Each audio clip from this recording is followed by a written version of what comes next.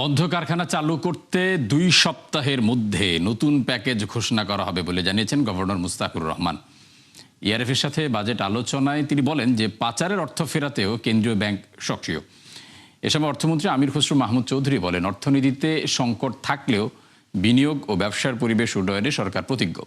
টাকা ছাপানোর কথা অস্বীকার করে বলেন, এ নিয়ে ভুল তথ্য প্রকাশ করা হয়েছে। অর্থমন্ত্রী জানান, গেল 1.5 দশকে রাষ্ট্রীয় সহযোগিতায় ব্যাংক খাত দুর্বল করা হয়েছে।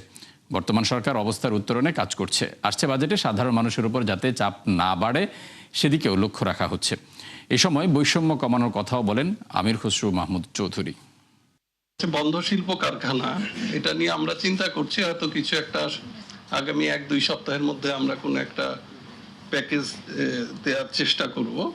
পাচারকৃত অর্থ যেটা, এটা নিয়ে আপনারা জানেন, এটা আমি কাজ শুরু করার পর থেকে এটা নিয়ে খুব জোর দিয়ে আমরা কাজ করছি। ফাস্ট ট্র্যাকে আমরা গত বৃহস্পতিবারও এই বিষয়ে একটা মিটিং করেছি। আমরা প্রাইভেট সেক্টর যাতে ক্রাউড আউট না হয়, যাতে টাকা ছাপিয়ে হাই পাওয়ার মানি আমাদেরকে ইনফ্লেশনারি সিচুয়েশন সৃষ্টি করতে না হয়, এই জায়গাটা আমরা থাকার চেষ্টা করতেছি। আমাদের পুরো ইকোনমিক পলিসির one of the major guideline and principle হচ্ছে এটা। তো সুতরাং এখানে এই ধরনের একটা রং ইনফরমেশন আসলে যে হয়, তাহলে এটা আমাদের একটা নির্বাচিত সরকারের প্রতিশ্রুতির সাথে এটা সাংঘর্ষিক হয়ে যায়। বাস্তবায়নে বরাবরই প্রশ্নবিদ্ধ ঢাকা ওয়াসা এবার হাতে নিতে যাচ্ছে 900 কোটি টাকার আরও এক প্রকল্প। মাটির নিচ থেকে পানি তুলে ঢাকাবাসীর জন্য সরবরাহ করার লক্ষ্যে নেয়া এই প্রকল্পের পুরো টাকায় আসবে ধারকর্য করে। এ দিয়ে বসানো হবে গভীর নলকূপ, মোটর সহ অন্যান্য সরঞ্জাম। বিশেষজ্ঞরা মনে করেন, মাটির উপরিভাগের পানি ব্যবহার বাড়ানোর আলোচনার মধ্যে ওয়াসার এমন প্রকল্পের যৌক্তিকতা নেই। আরও জানাচ্ছেন ইমদাদ হুসাইন। রাজধানীর পানি সরবরাহ ও পয়ঃবর্জ্য ব্যবস্থাপনার দায়িত্ব ঢাকা ওয়াসার। বর্তমানে 2 কোটি বাসিন্দার জন্য প্রতিদিন প্রায় 298 কোটি লিটার পানি সরবরাহ করে সংস্থাটি, যার মধ্যে মাটির নিচ থেকে তোলা হয় 3 ভাগের 2 ভাগ। বাকিটা আসে উপরিভাগের বিভিন্ন উৎস থেকে। তবে দিন দিন মাটির নিচের পানির ব্যবহার কমানোর কথা বলা হলেও উল্টো পথে হাঁটছে ওয়াসা। বরং সেই নির্ভরতা বাড়াতে হাতে নেওয়া হচ্ছে 900 কোটি টাকার প্রকল্প, যার পুরো টাকাই আসবে ধার এবং অনুদান হিসেবে। সংশ্লিষ্টরা মনে করেন, প্রকল্প বাস্তবায়নে বরাবরই প্রশ্নবিদ্ধ ওয়াসা এবারও হোঁচট খেতে পারে বাস্তবায়নে গিয়ে। সুদূর প্রসারী দীর্ঘমেয়াদী পরিকল্পনা করতে হবে। এইখানে তারা মনে করেন দীর্ঘমেয়াদী মানে দীর্ঘমেয়াদে প্রকল্পটা নেবেন। উত্তর হচ্ছে না, আজকে থেকে প্রকল্প নেবেন। কিছু বেনিফিট আসবে ইমিডিয়েটলি, কিছু বেনিফিট আসবে মধ্যমেয়াদী, কিছু বেনিফিট আসবে দীর্ঘমেয়াদী, কিন্তু শুরুটা এখন থেকে করতে হবে। কেন তাৎক্ষণিক চাহিদা মেটানোর জন্য জরুরি ভিত্তিতে প্রকল্প নিতে হয়? তার মানে তাদের পরিকল্পনায় গলদ আছে। এখন যখনই পানির ক্রাইসিস দেখা দেয়, আমরা আরও 200 টিউবওয়েল বসাই দিলাম। মুখে বলে যে আমরা উপরস্থিত পানির উপরে জোর দিচ্ছি, কিন্তু কাজ করে গিয়ে ভূগর্ভস্থ পানি। নতুন প্রকল্পে ঢাকা শহরে 388টি গভীর নলকূপকে প্রতিস্থাপন করবে ওয়াসা, যাতে ব্যয় হবে প্রায় 450 কোটি। আর 71 কোটি টাকা ব্যয় করা হবে নতুন 62টি গভীর নলকূপ বসাতে। এছাড়া পাম্পের মোটর স্থাপনের পেছনে যাবে আরও 100 কোটি। ওয়াসার যুক্তি অনুযায়ী 2029 সাল নাগাদ ঢাকায় পানির চাহিদা দাঁড়াবে দৈনিক 356 কোটি লিটারে, যার যোগান নিশ্চিতে বড় ভূমিকা রাখবে এই প্রকল্প। যদিও ভিন্ন মত বিশেষজ্ঞদের। বাংলাদেশে আমরা প্রকল্প করতে পছন্দ করি, নতুন নতুন প্রকল্প বানাও, কিন্তু সেই প্রকল্পটা রক্ষণাবেক্ষণ করি না। এর যদি নিয়মিত পর্যবেক্ষণ থাকতো, মনিটরিং থাকতো, ইভ্যালুয়েশন থাকতো, তাহলে বহু পাম্প কিন্তু কাজে লাগানো যেত। ওয়াসার তথ্য অনুযায়ী চলতি 2025-26 অর্থ বছরের এডিপিতে অন্তর্ভুক্ত প্রকল্প 60টি, যাতে বরাদ্দ 3113 কোটি টাকা। ইমদাদ হোসাইন, 71, ঢাকা। দেশের টেলিকম পলিসিতে স্থানীয় উদ্যোক্তাদের উপেক্ষা করে বিদেশিদের বাড়তি সুযোগ দেওয়া হয়েছে। টিআরএনবি আয়োজিত সেমিনারে এমন অভিযোগ করেছেন উদ্যোক্তারা। তবে বিষয়টি পুরোপুরি ভিত্তিহীন বলেছেন বিটিআরসি চেয়ারম্যান। এ সময় অচিরেই দেশের 90% মানুষকে 5G সেবার আওতায় আনার ঘোষণা দেন প্রধানমন্ত্রীর টেলিযোগাযোগ উপদেষ্টা। রাকিব আল জাবেদ রিপোর্ট। ক্ষমতার শেষ দিকে এসে দেশের টেলিযোগাযোগ খাতের সংস্কারে নতুন নীতিমালা প্রণয়নের উদ্যোগ নেয় অন্তর্বর্তী সরকার, যেখানে পুরোপুরি উপেক্ষিত দেশীয় উদ্যোক্তারা। টেলিযোগাযোগ খাতে কর্মরত সাংবাদিকদের সংগঠন টিআরএনবি আয়োজিত সেমিনারে এমন অভিযোগ করেন ব্যবসায়ীরা। নতুন নীতিমালায় অবকাঠামো সহ একাধিক খাতে দেশীয় উদ্যোক্তাদের সাথে বিমাতা সুলভ আচরণের অভিযোগ করেন তারা। জানান, বিদেশিদের স্বার্থ রক্ষায় তড়িঘড়ি করেই এমন উদ্যোগ নেয় বিশেষ একটি মহল। প্রক্রিয়াটার মধ্যে একটা লুকোচুরি, প্রক্রিয়াটার মধ্যে এক ধরনের আপনার তাড়াহুড়া, এবং প্রক্রিয়াটার মধ্যে বেশ খানিকটা পক্ষপাতিত্ব, বড় রকমের পক্ষপাতিত্বর লক্ষণ আমরা দেখেছিলাম। আমরা গঠনতান্ত্রিকভাবে, গুণগতভাবে, কারিগরিভাবে আমরা চিন্তা করে দেখব যে আসলে কোন পদ্ধতিটা, কোন পলিসিটা আমাদের জন্য ঈপ্সিত লক্ষ্যে পৌঁছাতে। আপনারা যে রিভিউটা করছেন, এই রিভিউটা স্টেক হোল্ডারদের সাথে একটু শেয়ার যদি করেন, তাহলে আমরা বুঝতে পারি যে আমাদের কি ধরনের চেঞ্জেসগুলি আসবে।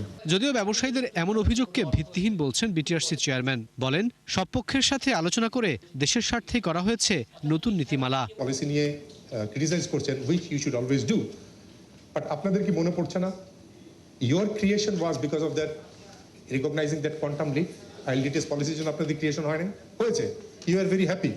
সেদিন তো কমপ্লেন করেন নাই। সবার সাথে বসেছি, আপনাদের প্রত্যেকটা গ্রুপের সাথে বসেছি অ্যাটলিস্ট একবার, কারো সাথে multiple Times. For example i6 এর সবচেয়ে বেশি কষ্ট ছিল বিকজ ওনারা ভাবছেন ওনাদের ব্যবসা নষ্ট হয়ে যাচ্ছে। এ সময় প্রধানমন্ত্রীর টেলিযোগাযোগ উপদেষ্টা বলেন, এ খাতকে যুগোপযোগী করতে উদ্যোগ নেবে সরকার। আমাদের financial ecosystem we have challenges, we want a healthy industry. আমি যদি আপনাকে ফাইন্যান্সিয়ালি প্রেসারে রাখি, financially if you are not profitable, you will not be able to give the best service to the consumer. সভায় আগামী কয়েক বছরের মধ্যে 90% মানুষকে 5G সেবার আওতায় আনার কথা জানান উপদেষ্টা। শুধুমাত্র ফরেন মোবাইল। রাকিব আল জাবেদ, 71, ঢাকা। গেল 1.5 মাসে নিত্যপণ্যের দাম বেড়েছে প্রায় 20 থেকে 40 টাকা পর্যন্ত। এতে সাধারণ মানুষের মাসিক খরচ বেড়েছে প্রায় 30%। জ্বালানি সংকটের প্রভাবে লাগামহীন মূল্য বৃদ্ধিতে চাপে ভোক্তারা। তাই সুষ্ঠু বাজার ব্যবস্থাপনার দাবি তাদের। মেজবাহ হাসানের রিপোর্ট। বেসরকারি চাকরিজীবী ফারুক আহমেদ মাসিক নির্দিষ্ট আয়ে সংসার চালান তিনি। সম্প্রতি দ্রব্যমূল্যের ঊর্ধ্বগতিতে বেগ পেতে হচ্ছে তাকে। গেল 1.5 মাসে সব খরচ প্রায় 30% বেড়ে যাওয়ায় তালিকা থেকে বাদ দিচ্ছেন বেশ কিছু পণ্য। তেল, গ্যাস, আপনার তো বাদই দিলাম, এদিকে বাজারটা আপ হয়ে যাচ্ছে, চালটা তো কমছেই না। একই অবস্থা সাদেকুল ইসলামেরও। যেখানে নিত্যপণ্যের চাহিদা মেটাতে হিমশিম খাচ্ছেন, সেখানে পরিবারের অন্যান্য চাহিদা মেটানো তার জন্য অসম্ভব। মধ্যবিত্তদের জন্য কষ্টদায়ক, এবং এটা কিভাবে অ্যাফোর্ড করে কে জানি না, আমাদের জন্য খুবই খারাপ। গেল 1.5 মাসে বেগুন, ফুলকপি, টমেটোর মতো সবজির দাম কেজিতে বেড়েছে 20 থেকে 30 টাকা। গ্রীষ্মকালীন সবজি এখন অনেকের নাগালের বাইরে। ইরান যুক্তরাষ্ট্র যুদ্ধের আগে, অর্থাৎ যতদিন পর্যন্ত তেল সরবরাহ স্বাভাবিক ছিল, সেই সময়ের বাজার আর এই সময়ের বাজার প্রত্যেক কেজিতে 40-50 টাকার ফারাক আছে। আগে 10টা গাড়ি ঢাকায় আসতো, তেল স্বল্পতার কারণে এখন 2টা গাড়ি আসে। গাড়ি না আসার কারণে সবজি যে স্বল্পতা, ওইটার প্রভাব সরাসরি বাজারে পড়ে। আর যদি দোকানের সাথে চাহিদা টোটালি মিলছে না, এই জন্য দাম বেশি। কাটছাট করে সেই 15,000-এর মধ্যেই থাকতে হয়, কারণ আমার তো আর বেতন বাড়েনি বা আমার বাজেট তো আর বাড়েনি। 80 টাকার নিচে কোনো সবজি নাই, উপর 160 টাকা পর্যন্ত আছে। আগে থেকে বাড়ছে না আপনার? একই চিত্র মুরগির বাজারেও। 1.5 মাস আগের 180 টাকার ব্রয়লার এখন 200 টাকা।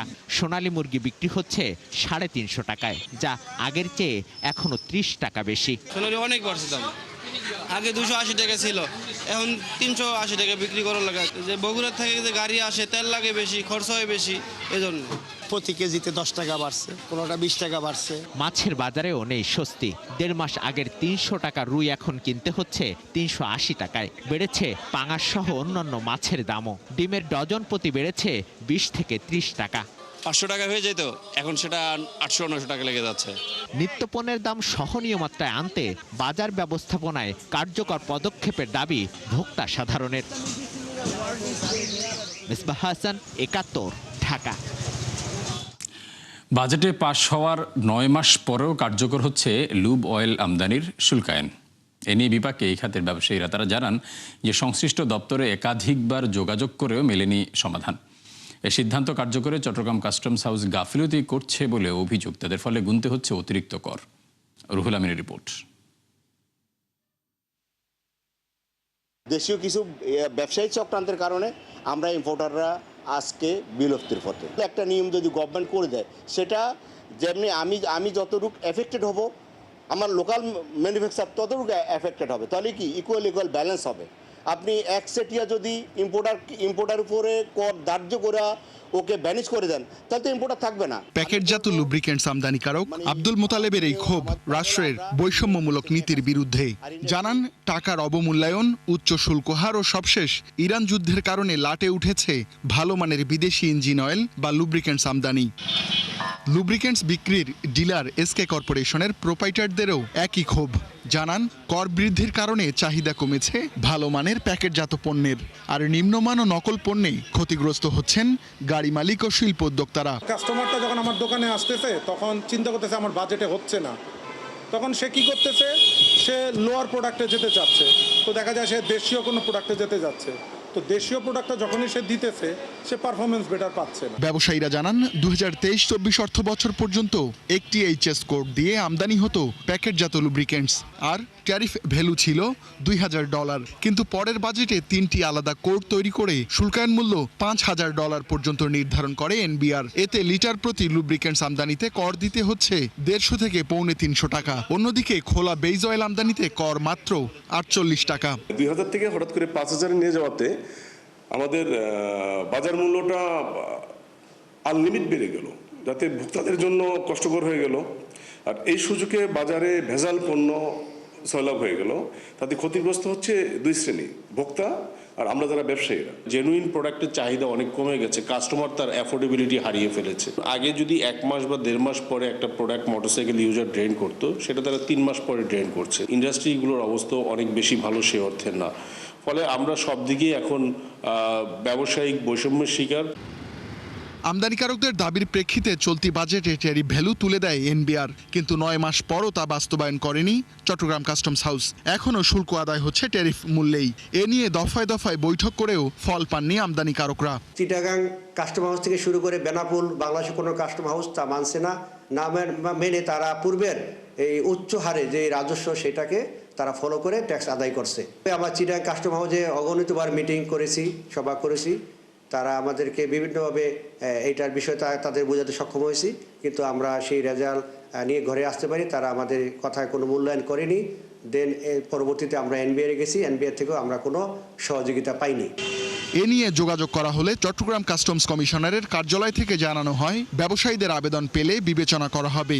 যদিও ব্যবসায়ীরা জানান, দফায় দফায় যোগাযোগ করেছেন তারা। দেশে লুব্রিকেন্টসের চাহিদা বছরে প্রায় 2.5 লাখ টন, যার পুরোটাই আমদানি হয় প্যাকেটজাত ও বেইজ অয়েল আকারে। রুহুল আমিন, 71, ঢাকা। ব্যাংক খাতকে শক্ত ভিত্তির উপর দাঁড় করাতে লুটেরাদের শাস্তি, প্রক্রিয়াগত পরিবর্তন আর প্রাতিষ্ঠানিক সংস্কার প্রয়োজন। নাগরিক প্ল্যাটফর্ম ভয়েস ফর রিফর্মের আলোচনায় কথা বলেছেন সুজন সম্পাদক বদিউল আলম মজুমদার। বলেন, অতীতে ক্ষমতাসীনরা তাদের পছন্দের মানুষদের ব্যাংকের বিভিন্ন পদে বসিয়ে লুটপাট চালিয়েছে। এ সময় বক্তারা বলেন, ব্যাংক লুটে জড়িতদের শাস্তি না হলে এটি বন্ধ হবে না। বাংলাদেশ ব্যাংকে একটা প্রাতিষ্ঠানিক সাংবিধানিক প্রতিষ্ঠানে পরিণত করা হয়েছে। সাংবিধানিক প্রতিষ্ঠানে পরিণত হলে কি হতো, সংবিধানেই নির্দিষ্ট থাকতে এই নিয়োগগুলো কিভাবে হবে। আমাদের এখানে যে ট্রেডিশন না, আমাদের যে অভিজ্ঞতা, বুঝছেন, এই আইন থেকে মাপ পাওয়ার জন্যই নতুন নতুন আইন সৃষ্টি করা হয়, আইনগুলোকে কমপ্লিকেট করা হয়, করে করে আবার এগুলো আপনার মানে ওদেরকে ছাড় দেওয়া হয়। দর্শক, এই ছিল 71 বিজনেসের এখনকার আয়োজনে। সরাসরি সংবাদ অনুষ্ঠান দেখতে চোখ রাখুন 71-এর ফেসবুক পেজ এবং সাবস্ক্রাইব করুন 71-এর ইউটিউব চ্যানেল। থাকুন 71-এর সাথে।